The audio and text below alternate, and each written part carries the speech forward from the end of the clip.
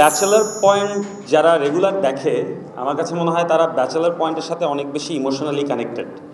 কারণ আমরা দেখতে পাই যে যখন একটা এপিসোড রিলিজ হয় ঠিক তার কয়েক ঘন্টার মধ্যেই অনেক মানুষ একসাথে দেখছে ব্যাচেলার পয়েন্ট। এটা প্রত্যেক চ্যাপ্টার প্রত্যেক এপিসোড যখনই রিলিজ হয় তখনই আমি দেখি।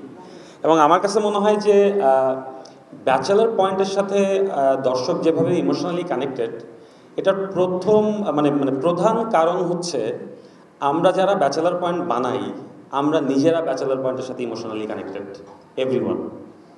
এবং আজকে আমার খুব ভালো লাগছে যে আমি যখন আমার প্রথম সিরিয়ালের প্ল্যান করি, টেলিভিশন সিরিয়াল ছিল ব্যাচেলার পয়েন্ট একটা সময়, তো আমার লাইফের ফার্স্ট সিরিয়ালের সময় আমি যেই চরিত্রগুলো ভেবেছিলাম তার মধ্যে অন্যতম একটা চরিত্র ছিল নেহাল।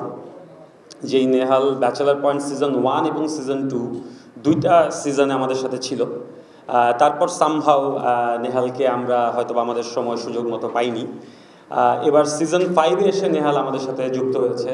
আমি তৌসিফ ভাইকে অ্যাজ এ নেহাল হিসাবে যুক্ত হওয়ার জন্য বিশেষভাবে ধন্যবাদ জানাচ্ছি। এবং আমরা যারা কাজ করছি ব্যাচেলার পয়েন্টের সাথে বা দর্শক যারা আছে, আমি জানি সবাই নেহালকে প্রচুর মিস করত। কারণ আমি যখনই কিছু পোস্ট করতাম তখন সবাই ওখানে নেহালের কথা লিখত যে নেহালকে মিস করছি, এবং এই নেহালকে আমিও মিস করতাম। সেজন্য মাঝের দুইটা সিজনে নেহাল না থাকার পরেও নেহালকে নিয়ে বিভিন্ন রকম সিকোয়েন্স হতো আমার। কাবিলা কখনো নেহালকে মিস করতো, কখনো হাবু ভাই মিস করতো। সো আমি আসলে আমার কোনো চরিত্রকে মেরে ফেলতে চাই না, আমি চাই আমার চরিত্রগুলো আমার মাঝে থাকুক। আর একসাথে কাজ করতে গেলে অনেক ধরনের প্রবলেম হতে পারে, অনেক ধরনের মনোমালিন্য হতে পারে। আমার সাথে নিশ্চয়ই তৌসিফ ভাইয়ের কখনো ঝগড়া হয় নাই। সো তারপরেও কোনো প্রফেশনাল কারণে হয়তো আমাদের কাজ করা হয়ে ওঠেনি মাঝে বেশ কিছু সময়। বাট সিজন 5 দিয়ে আমাদের যাত্রা আবার শুরু হলো। আমার কাছে মনে হয় যে সামনে আমরা একসাথে আরও অনেক দূর যাব। এবং ব্যাচেলার পয়েন্টের প্রত্যেকটা মেম্বার, আমরা আসলে যারা ব্যাচেলার পয়েন্টে কাজ করি তারা আসলে ইমোশনালি কানেক্টেড। এবং নেহালকে আমরা কামব্যাক করানোর জন্য আমরা জাস্ট একটা সিকোয়েন্স শ্যুট করেছিলাম। সো একটা সিকোয়েন্স শ্যুট করার পর ওই সিকোয়েন্সটা যখন আমরা এডিটিং টেবিলে দেখি আমাদের গুজবাম হচ্ছিল, মনে হচ্ছিল যে কিভাবে আসলো এটা। আমার স্পেশালি এডিটিং টেবিলে হঠাৎ করে নেহালকে দেখে আমি খুবই ইমোশনাল হয়ে যাই।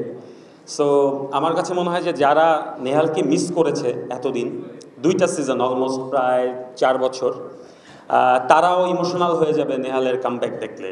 সো আমাদের নেক্সট চ্যাপ্টার 4-এ বঙ্গতে একসাথে 8 পর্ব দেখতে পাবে দর্শক। এবং চ্যাপ্টার 4-এ নেহাল ইন করছে আপনাদের সবার প্রিয় ব্যাচেলার পয়েন্টে। সো সবাই ব্যাচেলার পয়েন্টের সাথে থাকবেন। এবং নেহাল কিভাবে আসলো সেটা দেখতে হলে আসলে চ্যাপ্টার 4 দেখতে হবে।